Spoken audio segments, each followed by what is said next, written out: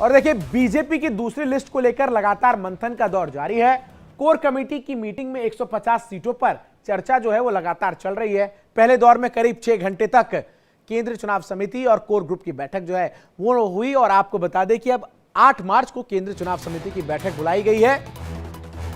केंद्रीय चुनाव समिति की बैठक के बाद ही लिस्ट पर मुहर लगेगी।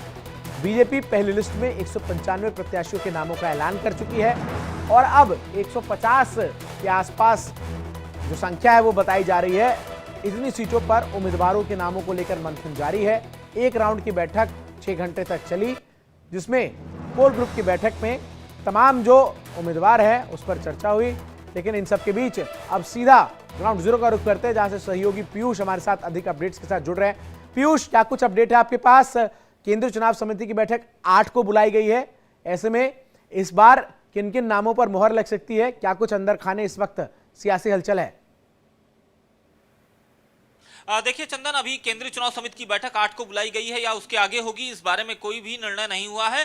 फिलहाल अभी कोर कमेटी की जो बैठक है वो कल 6 घंटे चली थी और आज देर रात भी कोर कमेटी की बैठक होने की संभावना व्यक्त की गई है कि आज भी कोर कमेटी की बैठक होगी, क्योंकि तमाम ऐसे राज्य हैं जिन राज्यों पर डिस्कशन नहीं हो पाया है, तो वो डिस्कशन आज फुलफिल किया जाएगा। उसके बाद ही, चूंकि प्रधानमंत्री के लगातार दौरे हैं, 8 तारीख को असम जा रहे हैं प्रधानमंत्री और उसके बाद उत्तर प्रदेश का उनका दौरा है, वो सारे दौरे खत्म होने के बाद ही केंद्रीय चुनाव समिति की बैठक होगी, क्योंकि केंद्रीय चुनाव समिति की बैठक में प्रधानमंत्री का रहना और उनकी मौजूदगी होती है। तो इसलिए इस लिहाज से अभी केंद्रीय चुनाव समिति की बैठक को लेकर कोई भी सबसे ज्यादा नजरें इस बार उन तमाम राज्यों के सीट बंटवारे पर है जहां गठबंधन में भारतीय जनता पार्टी चुनाव लड़ रही है, जिसमें बिहार का जिक्र आता है सामने, जिसमें जिक्र महाराष्ट्र का खास तौर पर आता है। इसको लेकर क्या कुछ चर्चा और क्या कुछ खबर आपके पास है?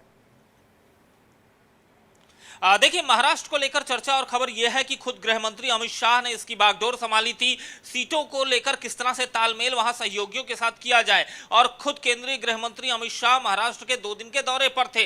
इस दौरे के दौरान उन्होंने अपने सहयोगियों के साथ, शिवसेना शिंदे गुट हो या एनसीपी हो, जो उसके साथ बैठकर बातचीत की है। सीटों की शेयरिंग किस तरह से की जाएगी और महाराष्ट्र में किस तरह से भारतीय जनता पार्टी चुनाव लड़ेगी, तो इस बाबत कल कोर ग्रुप की बैठक भी भाजपा की बुलाई गई थी, जिसमें देवेंद्र फडणवीस और उसके अलावा महाराष्ट्र से आने वाले सभी बड़े नेता मौजूद थे और चर्चा हुई है। कुल मिलाकर महाराष्ट्र को लेकर जो सीटें हैं वो तय कर दी गई हैं और सीटों के लिहाज से तमाम ऐसी चीजें हैं। बिल्कुल नजरें बनाए रखिए पीयूष, और भी अपडेट्स के लिए आपका रुख करते रहेंगे। बहुत बहुत शुक्रिया। फिलहाल और देखिए, लोकसभा चुनाव को लेकर असम के